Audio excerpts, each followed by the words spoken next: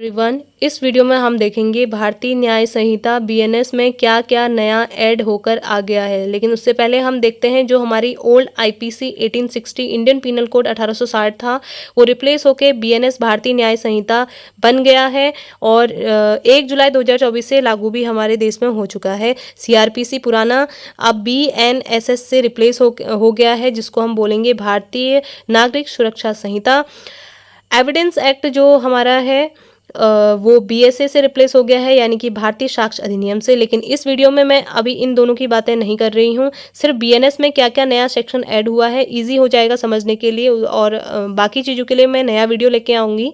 BNS में कौन कौन सी नई धाराएं जुड़ गई हैं, क्या क्या नया आ गया है, उस बारे में देखते हैं। लेकिन वीडियो स्टार्ट करने से पहले आप सभी स्टूडेंट्स और एस्पायरेंट्स के लिए ये डिस्क्लेमर है कि इस वीडियो में दिखाए गए किसी भी जानकारी या धारा में मैं कोई इनकरेक्ट इन्फॉर्मेशन आपको देती हूँ या फिर कोई भी वर्ड मिस प्रोनाउंसिएशन कर देती हूँ, तो आप मुझे कमेंट बॉक्स में उसको करेक्ट करने के लिए ज़रूर बताएं।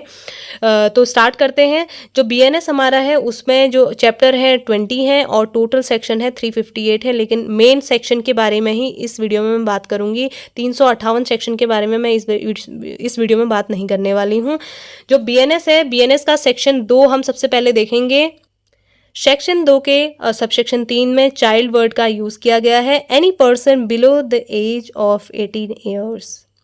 इसका नेक्स्ट जो है section 48, amendment outside India for the offence in India. इसको हम ऐसे समझेंगे कि एक व्यक्ति अपराध का दुष्प्रेरण करता है और जो भारत के बाहर या भारत में किसी ऐसे कार्य को करने के लिए दुष्प्रेरित किया जाता है जो भारत में करना अपराध माना जाएगा। तो इसका जो सेक्शन 48 में वर्णन दिया गया है। अब नेक्स्ट जो आता है हमारा सेक्शन 69, बहुत इंपॉर्टेंट है। Sexual intercourse by employing deceitful means etcetera.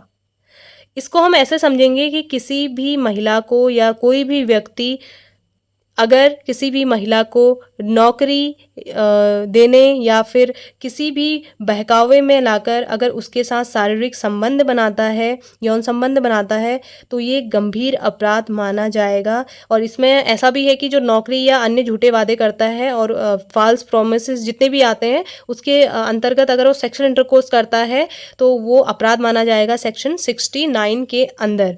इसके बाद नेक्स्ट सेक्शन है सेक्शन 95, हायरिंग, एम्प्लॉइंग और engaging a child commit an offence.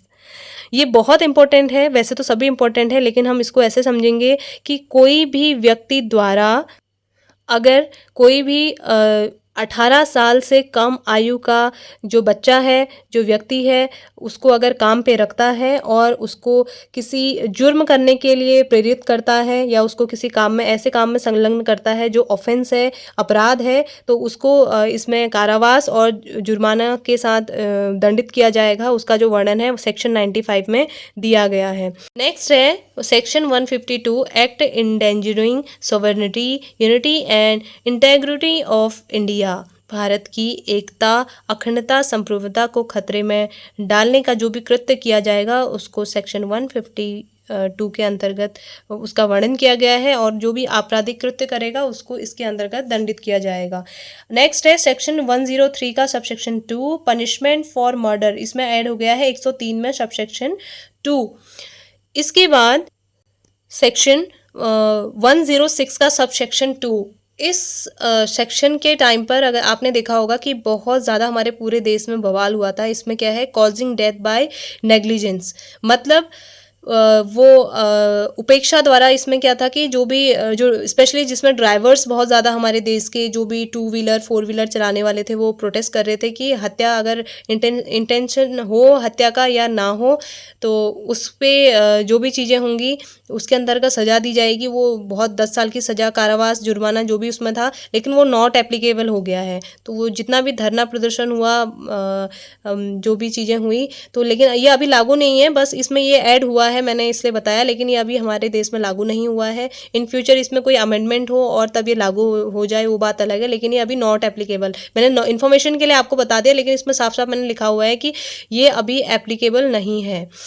इसके बाद आता है सेक्शन 111 यानी कि 111 सेक्शन। इसमें है ऑर्गेनाइज्ड क्राइम्स का पूरा वर्णन कि कोई भी व्यक्ति यदि संगठित अपराध करता है और उकसाता है और साथ ही साथ साजिश रचने या जानबूझकर अपराध करने में किसी की मदद करता है, पूरा ऑर्गेनाइज तरीके से क्राइम करता है, तो सेक्शन 111 में इसको डिस्क्राइब किया गया है।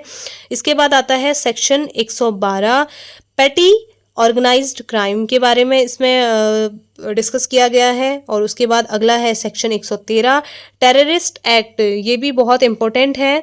इसके अंतर्गत जो कोई भी व्यक्ति आपराधिक कृत्य करता है, आतंकवादी कृत्य करता है, तो उसमें जो इसका वर्णन है सेक्शन 113 में आप दे सकते हैं और इसी के अंतर्गत इसको सजा भी दी जाएगी। सबसे मेन बात ये है। और इसके बाद आता है सेक्शन 117 117 का सबसेक्शन 3 और subsection 4 voluntarily causing grievous hurt. इसको हम ऐसे समझेंगे, कोई व्यक्ति किसी को गंभीर चोट पहुंचाता है या किसी भी गंभीर चोट पहुंचाने का इरादा रखता है, तो उसको हम देखते हैं सेक्शन 117 के सबसेक्शन 3 और 4 में।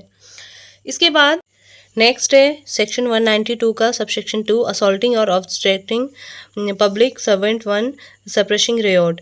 कोई भी दंगा भड़काना या दंगे के लिए उकसाना और साथ ही पब्लिक सर्वेंट को उसकी ड्यूटी ना करने देना, किसी भी दंगे या भड़काव की स्थिति में उसे रोकना, सेक्शन 192 के सबसेक्शन 2 के अंतर्गत इसको डिस्क्राइब किया गया है। इसके बाद सेक्शन 197 का फर्स्ट डी राष्ट्रीय एकता के लिए हानिकारक आरोप करना या कोई ऐसा दावा करना जो हमारी राष्ट्रीय एकता और हमारे देश के लिए अच्छा नहीं है, कोई फाल्स और मिसलीडिंग इन्फॉर्मेशन फैलाना। उसके बाद सेक्शन 304 में चोरी छीनना, जैसे कि अगर आप स्नैचिंग करते हैं लोग तो उसको आपराधिक क्रिया में दंडित करने के लिए जो इसका सेक्शन 304 है बीएनएस का, उसमें इसको बहुत अच्छे से डिस्क्राइब किया गया है और आपराधिक गतिविधि के अंदर इसको बहुत अच्छे से इसमें जुर्माना और दंडिक विधि का वर्णन किया गया है।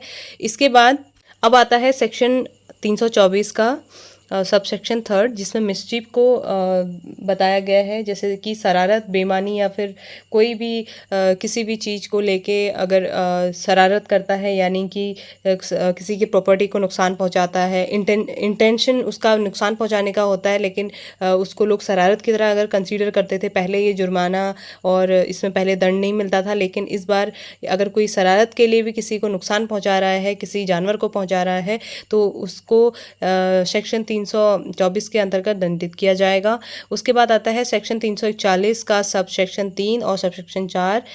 ये बहुत ही एक स्पेशल है, मैं इसको बहुत ज़्यादा स्पेशल बोलूँगी क्योंकि जो लोग जालसाजी करते थे, नकली मोहर बना लेते थे और नकली चिन्ह और नकली सामग्री ऐसे इकट्ठा करके अपना कोई बिजनेस या फॉल्स इन्फॉर्मेशन फैलाने के लिए कोई भी चीज़ें करते थे, तो उनके लिए अब स्ट्रिक्ट एक्शन लिए जाएंगे और उनको दंडित भी किया जाएगा। इसका जो वर्णन है सेक्शन 341 के सब सेक्शन 3 और 4 में हम देख सकते हैं। उसके बाद लास्ट आता है section 350A repeal and saving. इसके बाद जो भी बीच बीच के इसके सेक्शंस हैं उनका डिटेल वीडियो मैं लेकर आऊँगी, बाय लेक्चर लेके आऊँगी, लेकिन अभी ये हमने शॉर्ट में अपने जो बीएनएस में चेंजेस हुए हैं, मतलब आईपीसी के बाद जो भी नया कुछ बीएनएस में ऐड हुआ है भारतीय न्याय संहिता में, उनको देखा। मिलते हैं अगली वीडियो में, तब तक के लिए आप खूब पढ़ाई कीजिए और ईजी और बहुत ही कंफर्टेबल नोट्स के लिए आप मुझे सब्सक्राइब कर सकते हैं।